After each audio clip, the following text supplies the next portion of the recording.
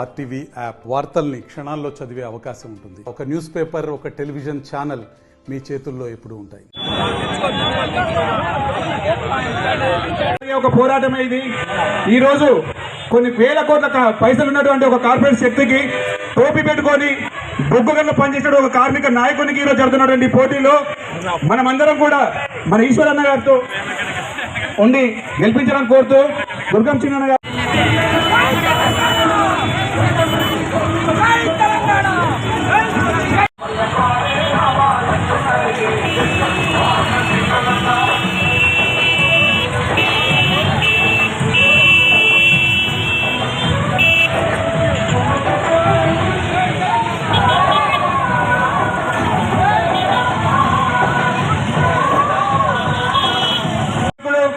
మన కొప్పరీశ్వర గారికి స్వాగతం తెలియజేస్తున్నాము.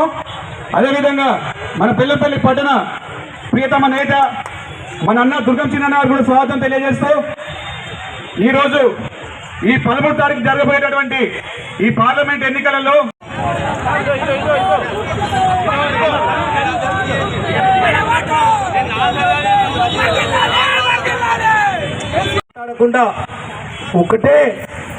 ఒకటే ఇవాళ వివేకుని మనం అందరం కలిసి అడగాలి.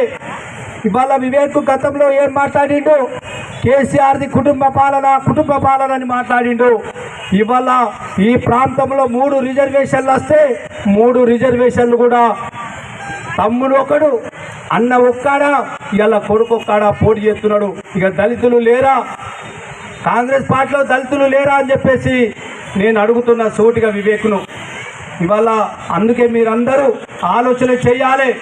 ఇక్కడ వచ్చిన వాళ్ళందరూ ఇవాళ సాయంత్రం ప్రతి వాళ్ళ చర్చ పెట్టాలి.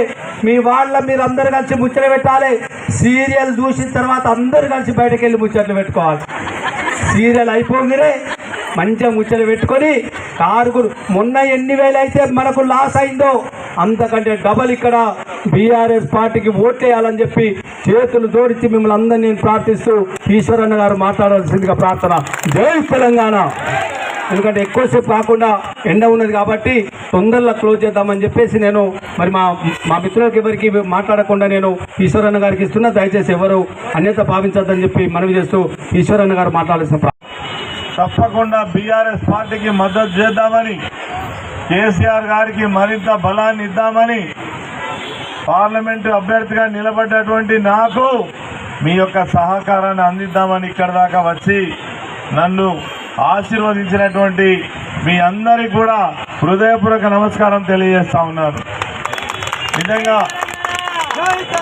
నిజంగా తెలంగాణ రాకముందు మనం ఎట్లుంటివి, మన ప్రాంతం ఎట్లుండే, తెలంగాణ వచ్చిన తర్వాత సమూలమైనటువంటి మార్పు జరిగిందా జరగలేదా ఒక్కసారి మీరే చెప్పండి.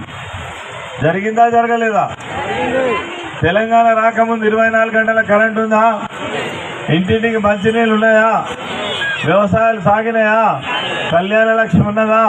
కేసీఆర్ కిట్ ఉన్నదా? హాస్పిటల్లో కాన్పులు జరిగినాయా? 13,000 రూపాయలు ఇచ్చిందా ఇవ్వలేదా? ఊర్లలో రోడ్లు పడ్డాయా? మెడికల్ కాలేజీలు వచ్చిందా లేదా? కొత్త జిల్లాలు అయినాయా కాలేదా? కొత్త మండలాలు అయినాయా కాలేదా? కొత్త గ్రామ పంచాయతీలు అయినాయా కాలేదా?